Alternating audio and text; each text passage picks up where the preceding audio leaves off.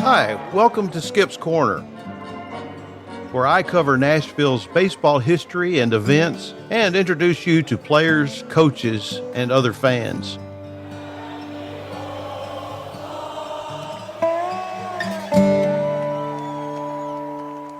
You may know that in 1920, the Negro National League was formed in Kansas City, and there were 8 owners of Negro League clubs who joined together to form the Negro National League. And that was really the birth of the Negro Leagues, although there were black teams playing prior to that. They were pretty much barnstorming teams. But one of those owners was a white man, and his name was J.L. Wilkinson, and he owned a famous team, or would become famous, the Kansas City Monarchs. They won the Negro National League pennant in 1929, but it was also the year when the stock market crashed on October the 24th. And it did not bode well for neither him nor his team. The league had just had the lowest gate receipts in the league's history. Well, the white team owner considered abandoning the league and making his team a touring independent team, a barnstorming team, if you will. But he soon came up with a radical idea.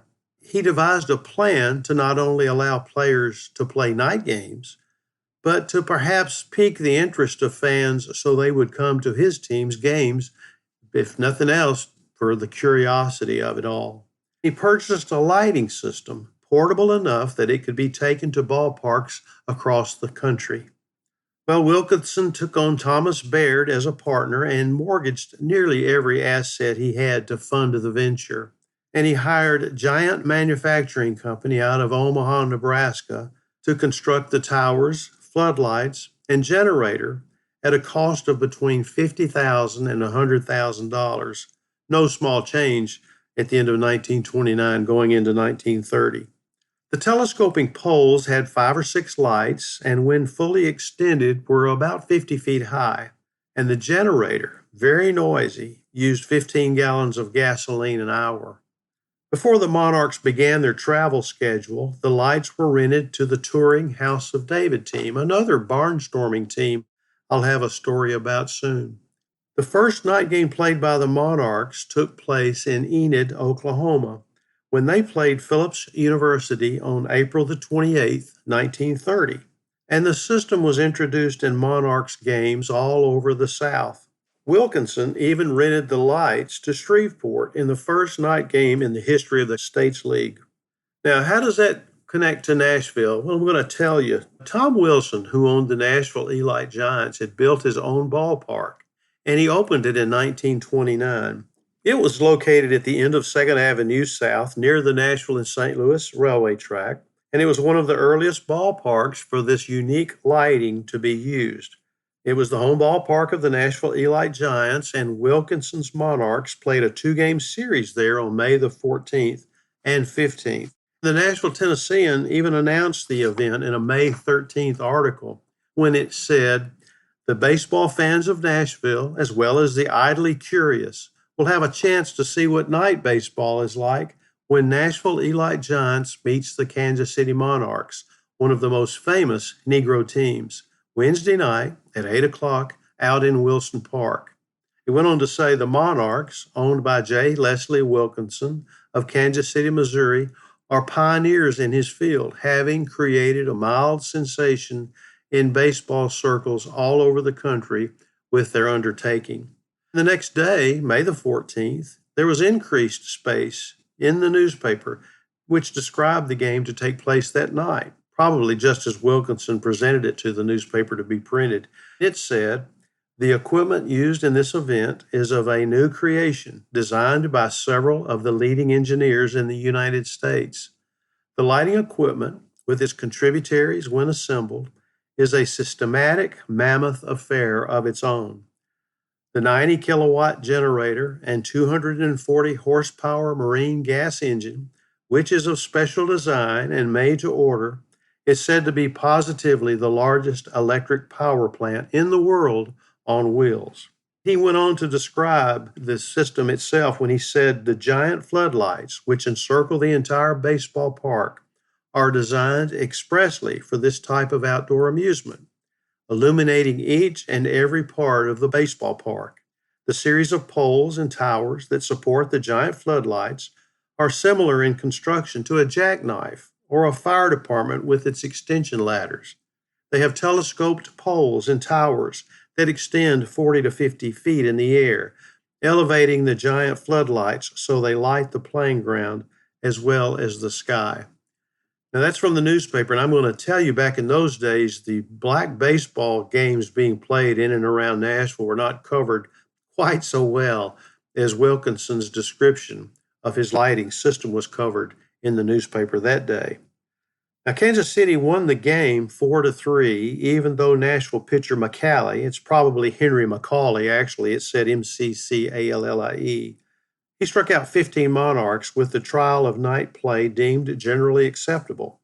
The newspaper article went on to say, although only about 1,000 fans, numbering many white persons, turned out for the game, those present got a big kick out of the contest, and many went away from the park amazed at the lighting system, which made it possible for an outfielder to see the ball as good as if he was playing in the daytime.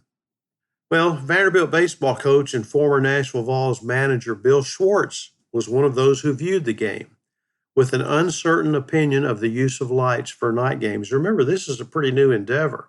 And according to Nashville Banner sports writer Fred Russell wrote, Big Bill is dubious about the newfangled idea. His chief objection being the sunshine is the most essential to baseball and the ball player. Getting the arms and legs in shape depends to a great extent on old Saul, and Schwartz thinks he would be missed quite a bit should night baseball be adopted. Well, perhaps the most exciting play of the night came around 9:25 p.m. when ticket window operator Christine Duff was closing, and she heard, "Give me that money." Not realizing it was a burglar, she responded, "How many, please?" She was thinking somebody wanted to buy a ticket. Well, a hand reached through the window bearing a blue steel automatic pistol, and when she realized what he was up to, she became panicked and ran to the grandstand, crying for help where she fainted. Police officers who had been watching the game came to her assistance, then realized that the money box was gone. One of the officers caught sight of the robber and chased him across nearby Browns Creek, where he dropped some change, but became lost in the darkness. Now, the money box held $187. On May 16th, the newspaper gave a final score of the second game, 8-1 in favor of Kansas City, and it included a reference to a future Hall of Famer, Bullet Joe Rogan, who was a pitcher outfielder for the club.